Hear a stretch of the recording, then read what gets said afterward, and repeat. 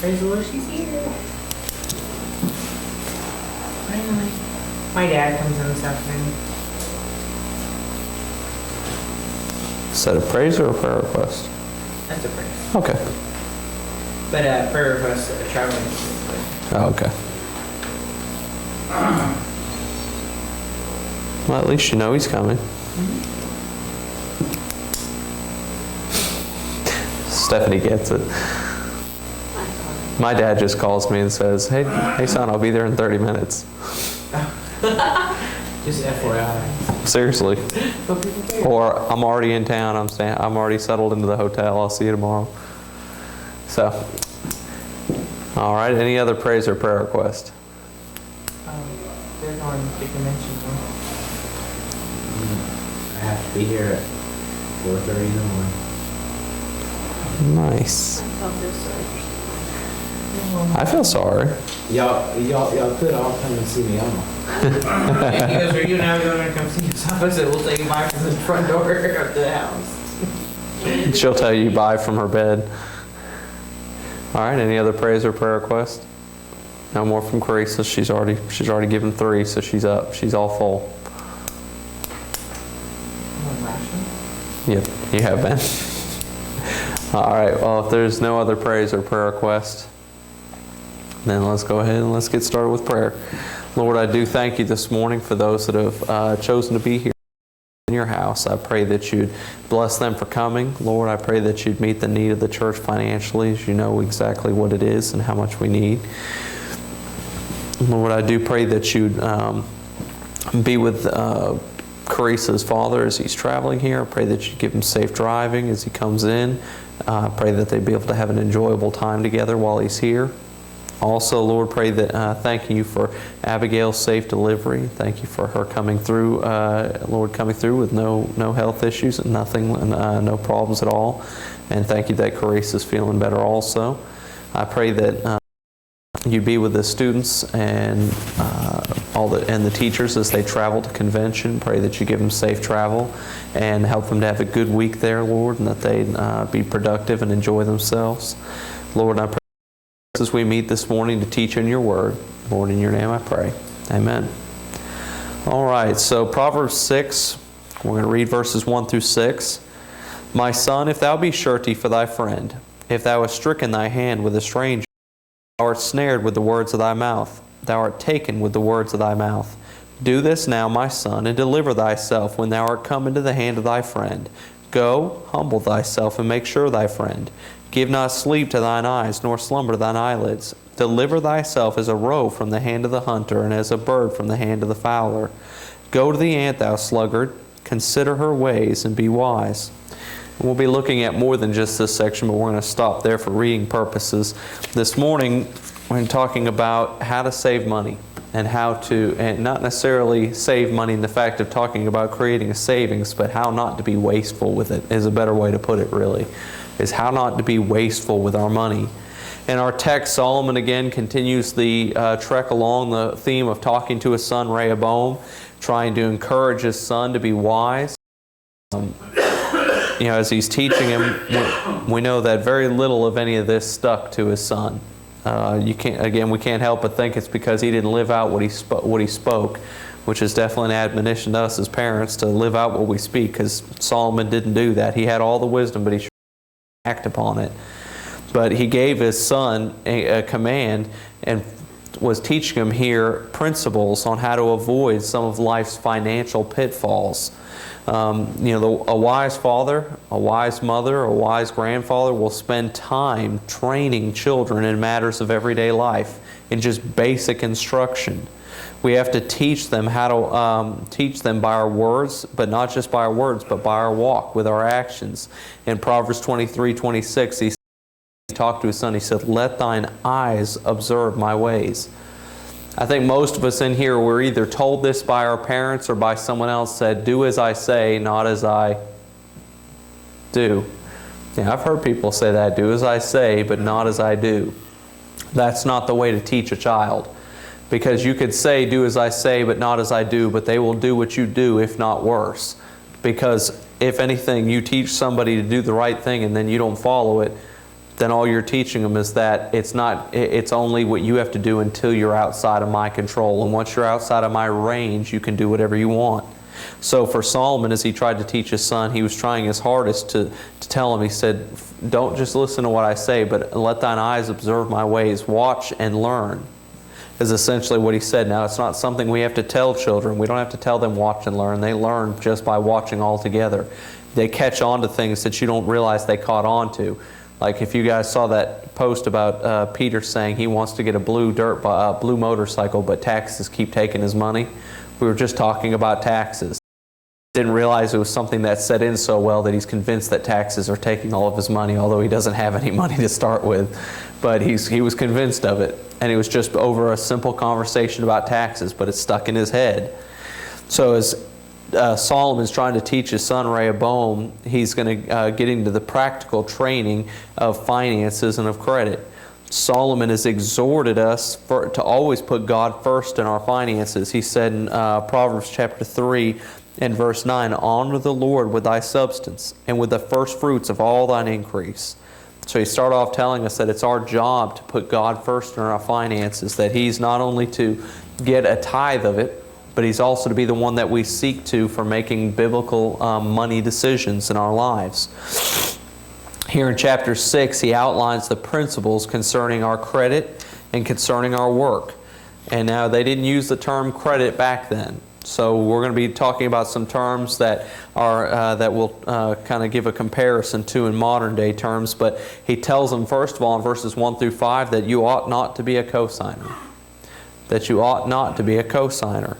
In the Bible, there's several older English words that were used to compare to finances. And as we look at it, these words can be better understood if we do a little bit of comparative. The word surety is found here and found in other sections in the Bible. But the word surety simply means a pledge or a security or a guarantor. You know, if someone comes into my dealership and they want to buy a motorcycle and their credit is not well established enough, or it's not good enough because they've had a poor payment history, oftentimes a bank will ask for a guarantor or a co-signer or a co-applicant, however you want to put it. They're a person with better history that's putting their name on the line and saying, if this person doesn't pay, I will. So they'll approve it because they'll say, well, that guy pays his bills. He's not going to let this person not pay the bill because if he doesn't, it'll mess up his credit. So we'll go ahead and approve it. Now the idea is simple, why a bank would approve such a deal, because they understand that this person will ensure the payment gets made. But what you don't realize is you have now entered into a stressing contract. That means that it's your job to make sure a person that's never paid before will pay right this time. And the fact is, if they haven't paid right before, you're adding on there probably won't make much difference unless you're paying the payment half the time for them. But we'll be looking further into that. But the word surety again means a pledge, a security, or a guarantor. The word usury is found throughout the Bible, and the word usury just simply means interest. It's used throughout the Bible also. It just simply means interest. So as we look at this, when he says in verses 1 through 5, don't be a cosigner, he tells us why we should not be a surety or a cosigner in verses 1 through 2. He said in verse 1, my son, if thou be surety for thy friend, if thou hast stricken thy hand with a stranger, thou art snared with the words of thy mouth. Thou art taken with the words of thy mouth. He said, when you sign that document saying, I guarantee they'll pay, you put a snare on yourself, essentially. He said, you've walked into a trap and you've been caught by it. He said, you can almost imagine the idea of like an animal walking through the woods and getting caught in a snare trap. You're caught. There's nothing you can do. You're stuck in this for a certain amount of time. He tells us we shouldn't be a surety because, first of all, it restrains us in bondage. When we agree to sign with someone else on their credit, now again, there's certain situations where it's understood, but as a general practice, he's saying it's not a good thing to be a cosigner because he said it puts us into bondage. In verse 2, where he said, thou art snared with the words of thy mouth. Also, 22 and verse 7. Let me go there real quick. In chapter 22 and verse 7 of Proverbs, he said, the rich ruleth over the poor, and the borrower is servant to the lender. So if you owe money, although you're not a slave, you just made yourself a slave to somebody. When I went out and got a loan from State Home Mortgage on my house, I became a slave to State Home Mortgage. That I have to go to work every day so that I can make money to pay State Home. Because if I don't pay State Home Mortgage takes my home and gives it back to the state. And it becomes the state's home instead of State Home Mortgage. So you become a slave to people who you sign up and sign under a loan. Again, there's certain things you can't avoid. I didn't have $116,000 in my pocket to buy a house. If I did, I certainly have paid cash for it and been done with it. Don't have it, so a mortgage is necessary. I had to, but at the same time, we've got to remember we can be very frivolous with our spending and make ourselves slaves for no purpose whatsoever. So he tells us that when we become a surety or a co-signer for someone, it puts us under bondage. It also removes some sense of security from our life. In chapter 11 and verse 5, he said, the righteous, 11:15, he that is surety for a stranger shall smart for it, and he that hateth suretyship is sure. Now, a lot of sureties and surers, but he's saying if you co-sign for a stranger, for someone who's not direct to you, a friend of yours says, man, I really need a car. I don't have a way to get back and I need help. Would you sign with me? And I've never had a friend call me with that question, but I already know the answer. No, I'm not interested. But again, as a car salesman, I did many times said, hey, do you have a friend? Do you have somebody? And the whole time I was thinking, I wouldn't do it. And they find some person that goes, yeah, sure, I'll help. And especially I love when the military guys do that because they're buddies. They've known each other for 2 years and man, they're like that. And then the two of them co-sign on the car, and all of a sudden, Buddy 1 goes to Texas, and Buddy 2 goes to Maryland or whatever the case may be, and they're nowhere near each other. And Buddy 1 has a little hard time paying on his payment this month and doesn't pay it. And this guy that hasn't seen him in 3 years, all of a sudden realizes when he goes to buy his car that his credit is severely dropped because this guy hasn't been paying his payments on time. So I always think it's amusing to me that two military guys would say, because when they disperse, you don't have a clue what this person's doing and you have no power over that car anymore. But they do it. But he said it removes our sense of, it removes not just our sense, it removes our security. In Proverbs chapter 22, in verse 26 through 27, he said this, be not thou one of them that strike hands, or of them that are sureties for debts. If thou hast nothing to pay, why should he take away thy bed from under thee? He said, you can put yourself in a spot where you've signed up for somebody's payment. You can't pay it if they don't pay it. But they stop paying it, and then all of a sudden you're left holding the bag. And he said, why should they come take what you have? Why should they be able to come collect what you own? Now, we've put laws into our country that really are not fair to creditors. We've put in laws where you can go bankrupt on something and not pay them back. Really, I don't see how that's fair, personally. Some people may argue with me on that, but I don't see how that's fair, how you can sign up for something, say I will pay it, and then somebody says, never mind, you're free and clear, you don't have to. If you owe the government money on taxes, they don't let you go bankrupt on taxes. They come take your stuff. But if you owe a credit card and a car, then you could just say goodbye to it and they let it go. But he said, if you sign up for somebody else's, you're risking losing your own things. He said, so it puts us under bondage as a slave again to debt, but it removes our security. We could lose our own possessions because someone else doesn't pay. It also reveals us to be foolish. In chapter 17 and verse 8, real quick, in chapter 17 and verse 8, he said, 18, he said, a man void of understanding striketh hands and become a surety in the presence of his friend. He said, a man void of understanding, he lacks basic good common knowledge. He said he's not a wise person, as the Bible would call him, he's a fool. So a foolish person signs with other people. And so he tells us to be a co-signer. He tells us why we should, because it puts us in bondage, it removes security from our lives, and it reveals us to be foolish. So then the next question is how to avoid it. In verses 3 through 5, once you've already done it, what do? He said, do this now, my son, and deliver thyself. When thou art come into the hand of thy friend, go, humble thyself, and make sure of thy friend.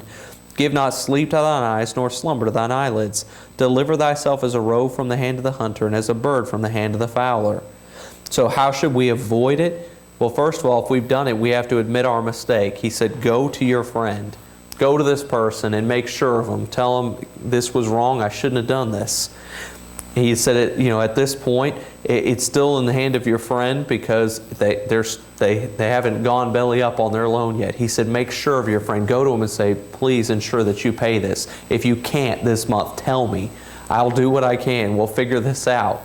I do think it's funny, and I don't know if you've run into this, Brother Colson, with soldiers underneath of you, but I've seen this. Somebody comes in, they co-sign on something, and then all of a sudden the person's not paying it very well, and the co-signer comes and said, I just want to get this thing off of me. What do I do to get this off of me? I don't want this loan on me anymore. And you go, well, the other person has to refinance it in their name. However, the problem is they needed you because they couldn't get it financed to start with. So the chances of you getting off of this are very slim to none at this point, unless you want to buy it from them and pay for it yourself entirely. And it's so funny how people do that. The worst case I ever see is people get divorced, and this happens at least once a week. A person comes in, I pull their credit, they haven't been paying well on a car or on a house, and they'll say, oh, well, in the divorce decree, that was given to my husband, so that's theirs, that's not me. People don't realize when you co-sign, there's no contract that can break that. There's nothing new you can write down that breaks what you signed. So he said the fact that we should avoid it entirely by first, if we have done it, go to your friend and make sure that they're paying their payments. Make sure of your friendship. He said, humble yourself before your friend. In verse 3, when he said, go humble thyself and make sure thy friend. Basically come before him and say, I've made a mistake, but please do good on this loan. Please pay it right. In fact, John Phillips on this point, he said it's far better to save a friendship by honesty and common sense than to see a friendship end in bitterness and hard feelings because of a loan. I've had customers come in that tell me, oh yeah, I know my credit's messed up. I signed with a family member and they didn't pay. I've had ones that said I signed with my child and they didn't pay. I signed with my best friend and they didn't pay, and we're not friends anymore. Or I haven't talked to my son in months because every time we talk, all I can think about is the money he owes me. Or whatever the case may be. I had a guy that came in that his brother, he signed on his brother's house, and his brother hadn't paid a payment on time since the day the mortgage started, and just destroyed his credit. And he said, I don't talk to my brother anymore. And had he signed with him, the two of them would still be close, but because he did, it ruined their family. They don't even talk anymore, all because of this. So he said it's better to save a friendship by honesty and common sense than to see a friendship end in bitterness. So how do we avoid it? We admit our mistake if we've done it. We humble ourselves before our friend, and we have to work until the debt is satisfied. In verse 4, he said, give not sleep to thine eyes, nor slumber thine eyelids. He said, don't take a break, don't rest, because until it's paid, you're on the hook. He says, so don't rest. You have to work until it's taken care of. So as he's talking to us about how to be careful and wise with our money and our credit, he said, don't be a co-signer. Then he also said, don't be lazy. In verses 6 through 11, he hits on this topic when he talks about not being lazy. He specifically says in verses 6 through 8, gives us a reference point. He said, go to the ant, thou sluggard. Consider her ways and be wise, which having no guide, overseer, or ruler, provideth her meat in the summer and gathereth her food in the harvest. So, for a lazy person, they don't care much about delivering themselves from the trap of credit. It's just a continual thing to them. It's no big deal. In fact, I'll give you an example, and this is probably one of the dumbest things I've ever heard.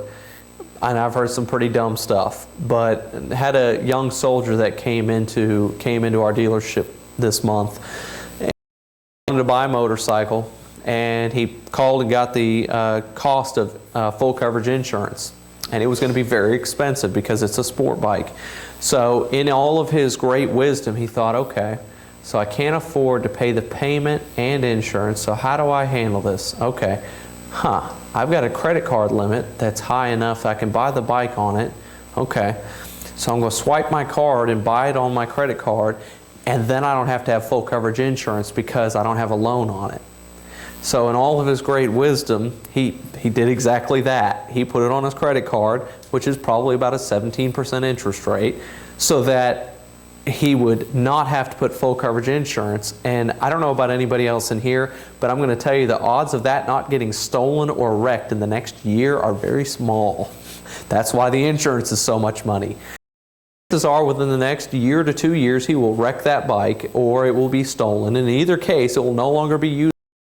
So my manager and I tried to talk to him and give him a little bit of wisdom, because he's an E-nun essentially at this point, and obviously hadn't been taught very much. So we tried to encourage a little bit of wisdom into him and said, this is probably not a good idea. You probably don't want to do that, because if something happens to this bike, you are going to be paying payments for the next 5-6 years on this thing. And he said, no, see, I know a guy that just went bankrupt, and he's in his 30s, and he was able 2 years later to get a car. And so it didn't take him very long, and he's like, well, no, it takes 10 years for that to come off your credit. He's paying terribly high interest rate and didn't get to choose a car he wanted. He said, oh yeah, but he's in his 30s, I'm only 20 years old. So the way I figured, man, if I wreck this thing out, I'll just go bankrupt and I won't pay on that credit card. I have years to fix my credit. I wish I was joking. I really wish I was. I'm not joking. This was his conversation with us, and both me and my general manager looked at him and went, okay, sign here. We just went, okay, there's nothing left we can say to this kid. There's no wisdom left. He's not taking it. So, okay, sign here, sign here, sign here. Okay, bye, enjoy your bike. As he drives off into the sunset and thinking, wow, someone has never taught him a thing. Because he just thought, I'll go bankrupt on it. No big deal. I got plenty of time to fix my credit. But you imagine Solomon's talking to this one. He's looking at him and saying, son, seriously. He said, go to the ant. Look at her. Pay attention to how an ant acts. Now, my sons hate ants, but that's only because they've been bitten by them. But ants are pretty interesting creatures. If you ever look at the way an ant functions, yes, they have a queen of the hive. The queen does not sit there and order them and tell them what to do. There is no overseer or ruler in an ant world. They just have a job and they know to do it. God created them and programmed them from birth to have a job, and each ant has different jobs. The one you see out on the ground are the foragers. Those aren't there's more than one kind of ant that operates within there. There's ones that are nursery ants that take care of all the growing babies. There's ones that manage the waste inside there, that take care of it and put it all in one place. There's ants that do all kinds of jobs, and not a one of them argues, and not a one of them has to be told what to do. They just know job. They work without force. They don't have to be coerced. They don't have to be told what to do. They just know that it's what they have to do to survive. They even work without fail. They consistently plan and work. I saw a video online that was actually really cool. Some people say it's cruel, but I thought it was cool. The guy took molten aluminum, and he had it fully melted, and he comes up to an ant bed and he widens the hole at the top and he pours molten aluminum down into the ant hole. The ants get vaporized. I mean, it's so quick, it's not, they don't even feel it. And they're getting rid of an ant bed anyway. But it's pretty cool, because as he pours it, he slowly pours it and it goes down into the ant hole. And then once it hits the top, he gives it a few minutes to cure and to harden, and then he digs out the anthill. When he digs it out, he sprays it off with a hose, and it's the coolest thing you've ever seen, because it creates a piece of art, essentially. All their little trails and all their little things become aluminum, and you spray it off and you look at it. It's actually pretty cool. It's very expensive, though. I think they're like $500 or $600 for them. But you're still taken back by the fact he vaporizes the ants. Well, people usually to be working, taking care of nursery babies. All of a sudden, you have molten aluminum. Just pour it all over you. Well, it's not really poured all over you. As soon as it hits you, you go poof. There's like in it. Yeah, it's all gone. But you see all their hard work and you see what they built, and it's amazing. Some of these things are 3 feet deep, of just, and that's not even some of the other ants. There's ants that go even further than that. But it was just, it's pretty cool seeing how they work. But they don't have to be coerced. They don't have to be forced. They don't have to be beaten and whipped. They just work because they know it's their job. Because if they're lazy, they don't get, done. They don't get fed. When the rain comes, when the cold comes, they have no food to eat, and the colony doesn't survive. So as a person, he look to them and see how hard they work. Watch one of them. You can put something in front of their way, and they'll stand there for a minute, and then they'll figure a way around it. They'll carry something. You'll take it from them, put it down, and they'll go back and get it and put it back. They just work. So he said, don't be lazy. Look to the ant, consider her ways, and be wise by learning from her. And he said, we don't want to be lazy because there's an outcome we want to avoid in verses 9 through 11. He said, how long wilt thou love sleep, O sluggard? When wilt thou arise out of thy sleep? Yet a little slumber. Yet a little sleep, a little slumber, a little folding of the hands to sleep. So shall he come as one that traveleth, as an armed man. So he said the outcome to avoid is the fact that it'll bring us poverty. He said if you're lazy people don't have food like they want it. And they have food because we've created systems within our country to make sure that lazy people still get to eat. But they don't get to go out and do everything they want to. You know, the person that lives on food stamps doesn't have the freedoms that other people do. Now, like I said, that's a whole other point to argue if you want the point of food stamps and those kind of things. But in any case, the general idea is that they're in poverty, that they can't do what they want because they're being lazy. And that also their poverty will come on them like a thief. Because, again, being lazy will take everything you have. You'll lose everything. Some of the things you'll lose just by disrepair because you're too lazy to keep it up. He actually gives a more specific example here in chapter 24. In chapter 24, in verses 30 through 34, he comes in and he gives us a better example of this. He shows the pathetic outcome that comes as a result of a lazy, slothful person.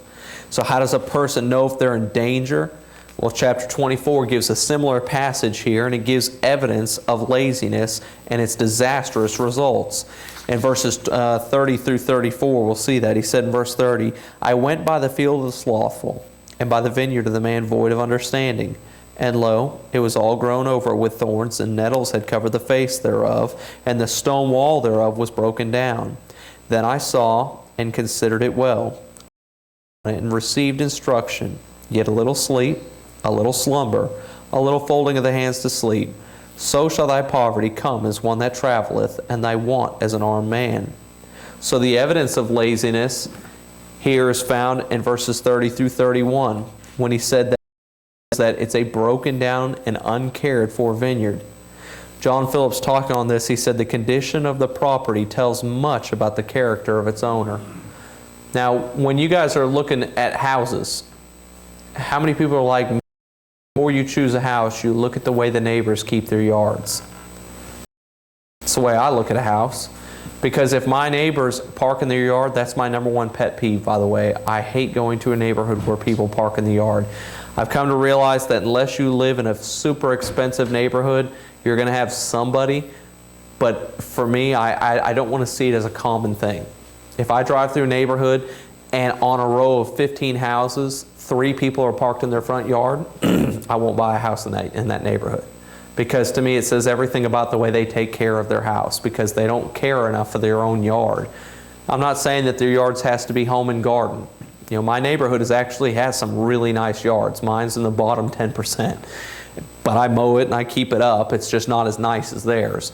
But the way someone keeps the outside of their house says everything about the way they keep the inside of their house. If you show up to a house that the grass is a foot tall, and you see that the shutters are falling off, the roof is blackened because the roof is so old and it's growing mold on it, you see that the gutters are hanging off, if they're looking around the house, you've got to assume the inside's not much nicer, if not worse. Because the outside says a lot about the inside. And again, that principle goes much further than that, applying to the way you take care of your car, to the way you even take care of yourself. Because if the outside looks bad, you can assume they're not taking very good care of themselves health-wise either. But, you know, the example is the fact that the vineyard being broken down and uncared for shows their total lack of care. You know, it's their very livelihood, but yet they don't take it seriously. You know, it's like basically the idea is like you having broken down, like your doors not being able to lock. and you just say, nah, I'll get around to fixing it eventually. If you don't have a way to secure your house, it's not long before your stuff gets taken. And that's the case here. The vineyard walls were to protect the vineyard from thieves. And he said the walls were broken down. He hadn't gone back and fixed them. And he said thorns had grown in and were destroying the very crop that he was working for. So the evidence of laziness is shown in the broken down vineyard, not caring for the things that they have. The reasons for laziness was given in verses 32 through 33. In verse 32, then I saw and considered it well. I looked upon it and received instruction. Yet a little sleep, a little slumber, a little folding of the hands to sleep. So the reason for laziness is they just don't want to get out and work. They always have an excuse. Chapter 26, verse 13 gives some of those excuses. Said, the slothful man saith, there is a lion in the way.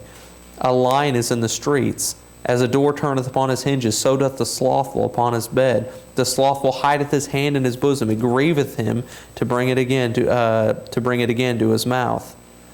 And he said, why are they lazy? They're lazy because they like sleep. Now, everyone in here likes sleep.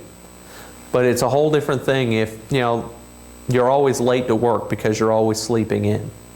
If you're always late to work because you're sleeping in, eventually your job is going to tell you, apparently it's hard for you to get here, so we're going to make it easier on you. You don't have to be here tomorrow. I had a guy that I used to work with that he was a manager, and he told me he had a guy that was always late to work. And he told me, he said, if you're late to work tomorrow, you're not going to work. The guy thought he was joking with him. He showed up to work the next day late, and when he walked in, he said, you know that feeling in the morning when you're just tired, and you don't want to get up, and you just want to stay home? He said, yeah. He said, all right, tomorrow go with that, because you don't have a place to come to. So just go with it tomorrow. I thought, wow, that's a harsh way to fire somebody. You know that feeling you want to stay home? Just go with it, because you're not coming in tomorrow. But that's exactly what he did. It was lost his job because he just couldn't get there on time, because he was lazy, wanted to sleep in. So the reason for laziness, there's many. It's too hot. It's too cold. It's too rainy. There's too much there's too much pollen outside. There's all kinds of reasons why they give excuses, why today is not a good day to get anything done. So they always have an excuse. Their reason for laziness is because they always have a reason not to do something. It's always tomorrow, tomorrow, tomorrow. That's the nicer way of calling it is called procrastination. And how do you know if you're procrastinating? Well, you can figure it out when you keep finding other things to do other than what you're supposed to do. And I know. I can be a procrastinator. My wife's grinning at me because I can. It comes naturally to me. It's, let the Daniel of 15 minutes from now worry about it. Let this Daniel enjoy these 15 minutes sitting still. 15 minutes from now, Daniel can deal with it when it gets there. I've actually thought like that before, especially in school. When I had projects due, I was like, the Daniel of Wednesday can deal with the project. Daniel of today wants to watch TV. I'll worry about it then. And then when I get to the Daniel of Wednesday, the Daniel of Wednesday is not very happy with the Daniel of the previous day. But I'm serious, I threw myself under the bus by being lazy like that. And I really thought like that. So you may think I'm crazy, but that's how I thought. Like, Wednesday Daniel can worry about that. But, that's the evidence of laziness is, again, procrastination, putting things off, always having excuses why it's not a good time to do it now. So we saw the evidence of laziness was a broken down, not taking care of the things you've been given. The reason for laziness, there's always an excuse not to do it. And the result of laziness is found in verse 34. So shall thy poverty come as one that traveleth, and thy want as an armed man. He said that the uncultivated life will become an unproductive life. When Adam sinned in the garden, there was still work to be done even then, but work became harder. He said you would work by the sweat of your brow. Now, I don't know about you, but I can't stand sweating. I hate it. That's why I like the winter. If it's 40 degrees, 30 degrees, I can go outside and I can work, and I'm not going to sweat a drop, and I love it. I hate sweating. So, it's part of our job, though, is to do it by the sweat of our brow. It's hard work. And like you said, the uncultivated life will become the unproductive life. He said in Proverbs chapter 28 and verse 19, he said, he that tilleth his land shall have plenty of bread, But he that followeth after vain persons shall have poverty enough. It makes me think of you've got people that they become friends with people that are always out and about trying. They're always doing stuff. They always, they're out doing their next thing, especially as teenagers. You always had friends that were always out doing something cool, and you had a job and you were trying to make money, and they were always saying, "Oh man, just lay out of work tomorrow. Just lay out, man. Come on with us. Go do this. Go do that." I know you were probably some job when you were in school. I mean, I did. I was, and yes, yeah, and actually, I remember us talking about this. See, I worked at CVS Pharmacy. And then I worked at Stop and Shop, which is kind of like Kroger or Publix or whatever. I worked 30 hours a week while I was in school. I mean, I worked I'm pretty sure that I worked to the very bone edge of what was legal, because they had a legal amount of hours. I think you couldn't work any more than, well, maybe it was 25 hours a week I worked. In Georgia. 25, yeah, 25, that sounds right, because I worked it right to the edge. We were allowed 25 hours, hours. When I got off school, I went to work. Saturday, I worked a full shift. And I mean, I worked except for Sunday, I worked every day I could. I think I had maybe one day off a week where I didn't work. And I was just that kind of guy. I wanted to work, but of course my friends are always like, "Man, what are you doing?" I'm trying to save money for a car.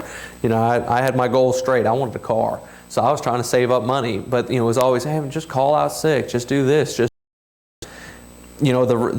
they're always, you always have people that are trying to take you off your course, trying to get you to go to Dairy Queen, try to spend your money, trying to get you to waste money.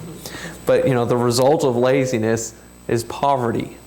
As we're looking at the biblical teaching here on money and on being wise with our finances, it's kind of a fine edge when you talk about co-signing. I'll tell you this, my dad would not co-sign for me a car.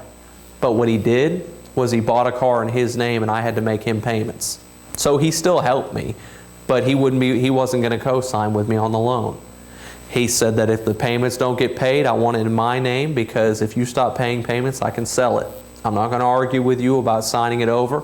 We're not going to have to pay it off. I'll sign the title. It's yours. And I have to say, there was, they became a little bit of a point of contention, but I have to say I understand now why he did what he did. I've had guys that have come through that have great credit, and they co-sign with their kid, didn't pay attention to it, and their kid didn't make payments on time, and all of a sudden they find out they made 3 late payments and their credit score dropped 40, 50 points. And, all over co-signing. Co-signing can make sense in some cases, but it can be a very dangerous thing, and that's why the Bible says it as it discusses it. He talks about the fact of not being a pledge or a security. Now, he does say for a stranger. So he's not necessarily exempting it from your own family, but at the same time, you've got to be wise in it. You've got to be very careful. And I would tell you that if I did co-sign with one of my kids, they would have to pay me the bill, not them. Because I would tell them, if the bill's due on the 10th, the bill's due on the 1st. And they pay me, because if they don't, I've got to make sure I can make the payment. So, as Solomon was trying to give his son wisdom on finances, he was trying to warn him about the danger of being a surety or a co-signer, telling him not to be lazy in finances, because both of these things will take everything you have. I've seen people that are very careful with their finances, and I've seen people that are very casual with theirs. I had a doctor that came through one time that made $70,000 a month and had $30,000 a month worth of debt. Nothing saved. No money in the bank. Had to downgrade a car because couldn't afford the payments and gas. So went to a lower his payment, lower his gas. And I'm thinking, you make more in a month than I make all year, and you've got to downgrade a car because you've got so much expenses. Then I had a doctor that came in this week that the guy's driving a 1998 Chevy Suburban, and his trailer's from 1988, and the ATV he was buying was used. Everything he buys is used and old and well taken care of. He's very wise with his money. Everything he pays for is cash. You never have to, because he's not going to finance it, because he makes enough money that he's wise with his money. The two of them probably make the exact same amount of money, but the difference is how they spend it, how wise they are with their finances. I think Daniel gave us a great illustration, and it's stuck with me ever since then. So Daniel, don't feel like it was a waste when you talked on money. He said it doesn't matter how much money you make. Being rich or being poor has everything to do with how you spend your money. It has nothing to do with how much money you make, because I actually have more flexible spending than that doctor that makes $70,000 a month. I actually have more money because I looked at his, we sat there and did the breakdown with him, and it took us 2 months to sell him because he was that nitpickety. But it sat there and looked at it, and he was doing it to save, I think it was like $300 a month. And he was taking his wife out of a very expensive SUV and putting her into a compact car to save $300 a month because of the money. And I sat there and looked at it and thought, man, that's just crazy. But when you do the math, I had just as much flexible spending money as he does, making as much money as he does. And it's all because he's lazy with his finances. He's not careful with how he spends his money. So as a Christian, we're careful to save our funds, wise with our money, to be wise even more so with our credit, because it can be destroyed very easily. I don't know if anyone here realizes you can take down your credit score in 30 days and take you the next 4 years to recover what you did in 30 days. If you are late on every single one of your payments, your credit card, your mortgage, and your car payment, 1 month of doing that can take you 3 to 4 years to come back from. It takes a lot of time. So we have to be very careful with it. I know we're probably about 5-6 minutes early, but it was a shorter lesson today anyhow. Hopefully it's helped some of you. If you've already co-signed, he warned you, go to your friend, be sure of it. If you haven't, the Bible's very clear about being careful about it. It's very clear about it. So hopefully that's helpful as we look into it this morning. Let's go ahead and let's finish, and we'll get ready for church service. Lord, I pray that you be with us. Help us all to have wisdom and carefulness in our finances. Help us to be wise in the way we spend our money and the way we work, being careful to save and not to be wasteful. Lord, I pray that you'd help each and every one of us to take in and make personal the lesson about co-signing, Lord, because it can be a very destructive thing for us. Like he said, why should you have your bed taken away from underneath of you if you have when it's not your loan to start with? Lord, I pray that you'd help us to teach these things of wisdom to our kids as they grow up, Lord, that they'd learn to be wise with their finances and the way they treat their credit. And I pray that you be with us as we meet this morning, meet the need, Lord, financially here, and pray that we'd have more guests and people come in this morning. In your name I pray. Amen.